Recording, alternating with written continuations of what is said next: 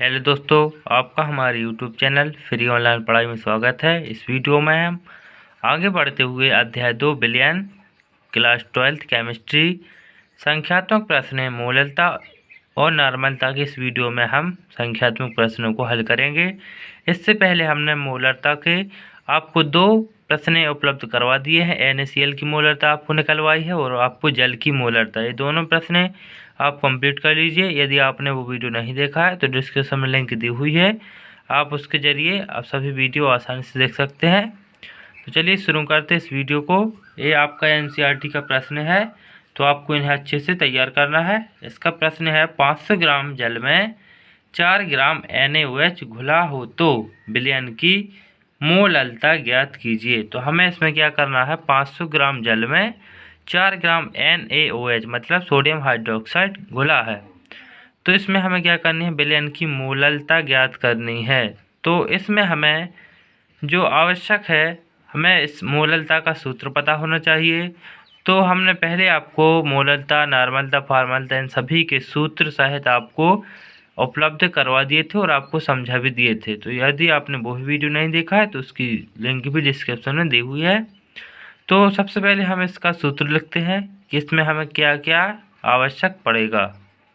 तो इसका जो सूत्र होता है वो होता है स्मॉल m बराबर W गुणित 1000 बटे capital M into capital W, इस प्रकार होता है ये सूत्र। तो इसी के आधार पर हमें जो W दिया गया है, कैपिटल W, वो कितना दिया गया है, वो दिया गया है हमें 500 ग्राम। तो हम कैपिटल W बराबर लिखेंगे 500 ग्राम, हमें ये दिया गया है। फिर इसके बाद स्मॉल W कितना दिया गया है, वो दिया गया है हमें 4 ग्राम। ये आपके लिए मैं कैपिटल W स्मॉल W से आपको बताता हूँ कि कैपिटल W कहलाता है विलायक, मतलब जो दिया गया है, लेकिन स्मॉल W 4 ग्राम है जो विलय मतलब ये क्या है, घोला गया है। इसके बाद इसमें आयतन हमें कहाँ से पता चलेगा, ध्यान रखना है इसमें आयतन नहीं निकालना है, हमें इसमें क्या करना है, पहले स्मॉल m का अणुभार निकालना है। तो NaOH का अणुभार कितना होता है, तो हम निकाल कर आपको बताते हैं। हम ये अणुभार इसलिए निकाल रहे हैं क्योंकि इसमें सूत्र में जो है कैपिटल M दिया गया है। तो कैपिटल M में क्या होता है, हमें अणुभार निकालना पड़ता है ताकि सूत्र अच्छे से हल हो सके। तो हम यहाँ लिखेंगे NaOH का अणुभार। तो मैंने आपको पहले भी H2O का अणुभार निकाल कर बताया है। तो जो सोडियम है इसका परमाणु क्रमांक होता है 11, लेकिन यदि परमाणु भार की बात करें तो हम इसका दुगुना कर देते हैं, लेकिन इसका होता है 23 प्लस ऑक्सीजन का परमाणु क्रमांक होता है 8, तो हम इसका दुगुना कर देंगे तो कितना हो जाएगा 16 प्लस हाइड्रोजन का होता है 1, तो 1 का दुगुना भी कितना भी करो 1 ही आएगा। तो इसको तीनों को मिला देते हैं तो कितना हो जाएगा आपका 6 3 9 और 1 3 मतलब 39 प्लस 1, तो कितना हो गया 40। तो इस प्रकार आपको ये 40 ग्राम अणुभार आ गया। तो अब हम क्या कर सकते हैं, सूत्र लगा सकते हैं। इसीलिए मोललता बराबर हम सूत्र हमें दिया गया है, तो W हमें कितना दिया गया है 4 गुणित 1000 हमें सूत्र में दिया गया है। इसके बाद हमें दिया गया है कैपिटल M, तो वो है हमारा 40 ग्राम।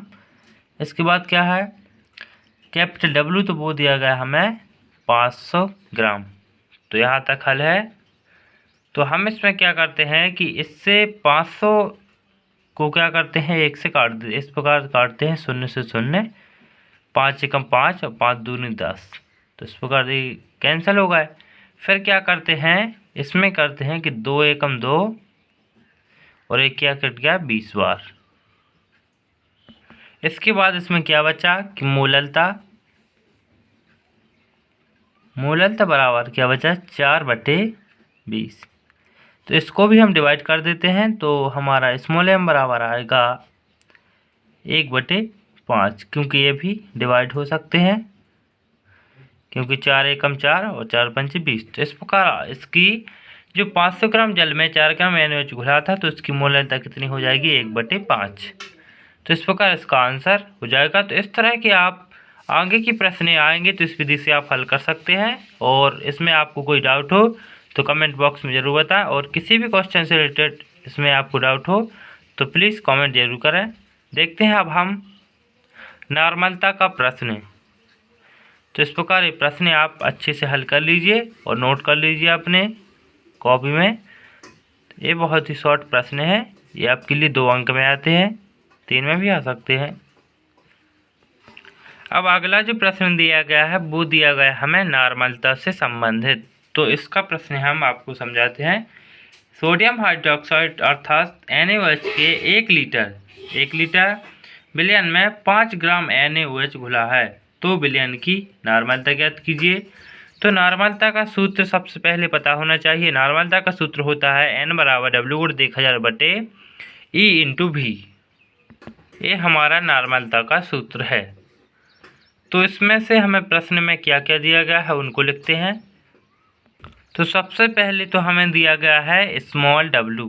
तो स्मॉल w कितना दिया गया है, वो दिया गया हमें 5 ग्राम दिया गया है, विलेय है।